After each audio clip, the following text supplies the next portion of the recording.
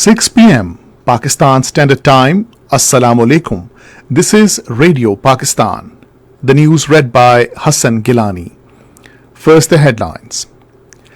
Pakistan and Scotland have agreed to work collaboratively to promote joint ventures in education, skills development, and renewables.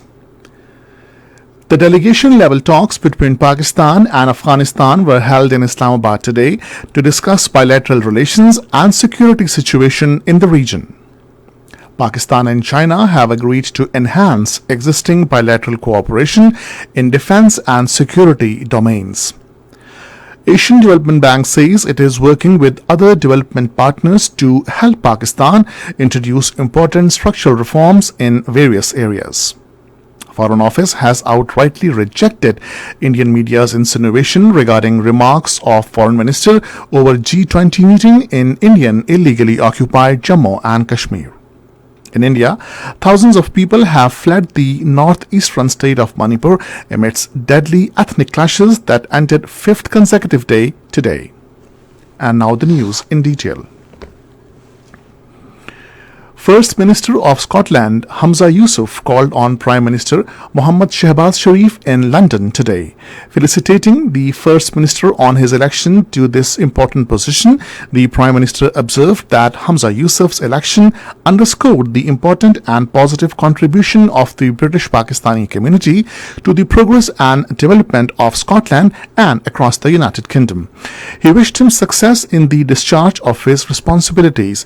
The two leaders agreed to further strengthen historic ties between Pakistan and Scotland, including in the domain of trade, investment, education, water management, wind and solar technology, as well as people-to-people links. The two sides agreed to work collaboratively to promote joint ventures in education, skills development and renewables. They also explored ways to leverage the Scottish-Pakistani entrepreneurs to promote investment in Pakistan. Pakistan and Afghanistan held delegation-level talks in Islamabad today. Pakistani side was led by Foreign Minister Bilawal Bhutto Zardari, whereas the Afghan side was led by Acting Foreign Minister of Afghanistan, Amir Khan Muttaqi. Matters pertaining to bilateral affairs and situation of the region were discussed in the meeting. Chief of Army Staff General Syed Asim Munir has held a meeting with the acting Afghan Minister for Foreign Affairs, Amir Khan Muttaqi, in Rawalpindi. They discussed issues of mutual interest, including regional security, border management, and formalization of bilateral security mechanisms for improvement in current security environment. The Army Chief reaffirmed Pakistan's commitment to a stable, peaceful, and prosperous Afghanistan. He stressed the need to enhance cooperation between the two brotherly countries to effectively tackle the common challenges of terrorism and extremism. The acting Afghan Foreign Minister appreciated Pakistan's traditional support to the people of Afghanistan.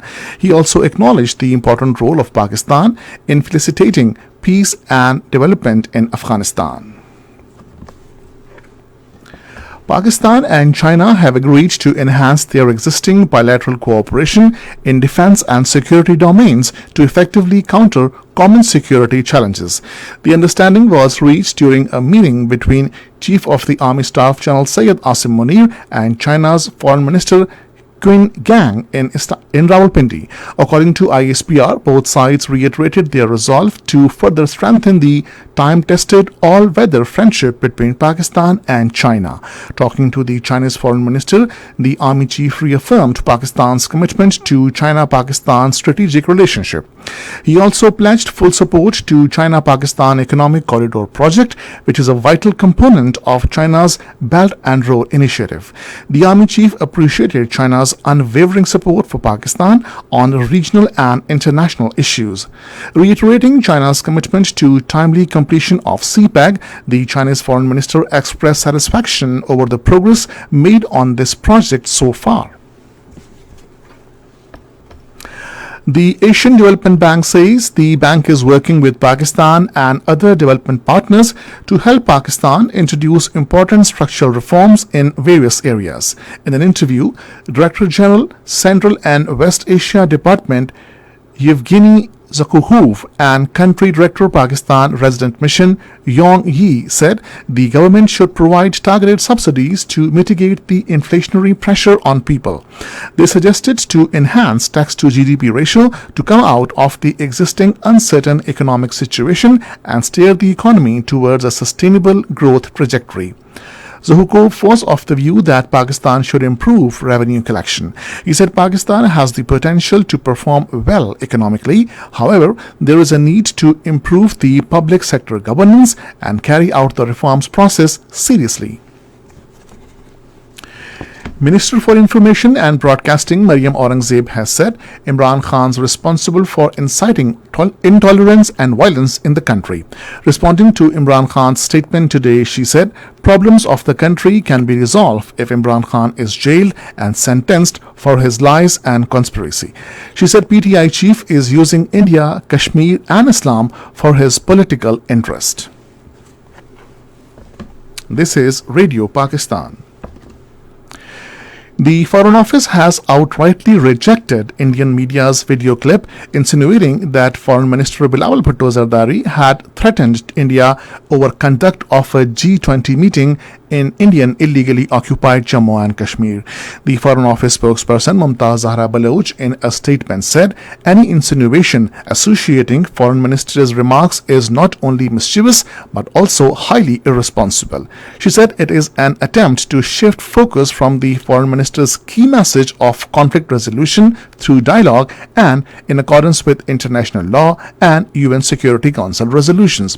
The spokesperson said in a number of public pronouncements during his visit to India, the Foreign Minister emphasized the critical importance of relevant UN Security Council resolutions for a peaceful settlement of Jammu and Kashmir dispute. She said Pakistan has already expressed its strong indignation over India's decision to hold G20 Tourism Working Group meeting in Srinagar on 22nd to 24th of this month. The spokesperson said scheduling of two other meetings of a consultative forum on youth affairs Y20 in Leh and Srinagar in Indian illegally occupied Jammu and Kashmir is also termed as equally disconcerting.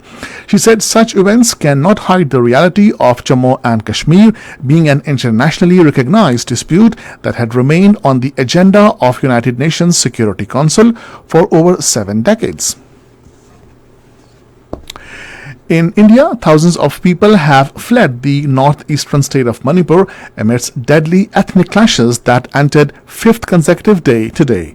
The clashes have claimed more than 54 lives so far, while army was deployed and curfew imposed to control the situation. The BJP-led government in the state is under severe criticism for its silence and inaction over the violence. The violence began Wednesday at a rally by indigenous communities against moves to grant tribal status to a main ethnic group in the state. The Director General, International Atomic Energy Agency, Rafael Grossi, has warned that situation around Europe's largest nuclear power plant in Ukraine has become potentially dangerous. In a statement, he called for measures to ensure safe operation of the Russian-held Zaporizhzhia nuclear station as evacuations were underway in the nearby town of Enerhodor. He expressed his deep concern about the very real nuclear safety and security risks facing the plant. Arab League has reinstated the membership of Syria after 10 years of its suspension. This came at a meeting of Arab League member states in Cairo, Egypt, where they voted in favor of Syria. Syria's return is conditioned to its commitment to ongoing dialogue with Arab governments to gradually reach political solution to the conflict. The Arab League has also set up a communications committee consisting of Saudi Arabia and Syria's neighbors, Lebanon, Jordan, and Iraq, to follow up on developments. In Canada, emergency has been declared in Alberta state after massive wildfires spread across the area, displacing about 25,000 people. Terming the situation unprecedented, Alberta's Premier Daniel Smith said the fires kindled by hot and dry spring are being flamed by strong winds and has burned 300,000 acres of land so far. In the fifth and last one-day international against Pakistan in Karachi, New Zealand were 213 for 3 in 36.5 overs a short while ago. Earlier, New Zealand won the toss and decided to bat first. Pakistan lead the match series 4-0. And finally, the weather. Dry weather is expected in most plain parts of the country during the next 12 hours. However, rain, wind, thunderstorm with isolated hailstorm is expected in Upper Khyber Pakhtunkhwa, Pukhtuha region, Islamabad, Kashmir and Gilgit-Baltistan.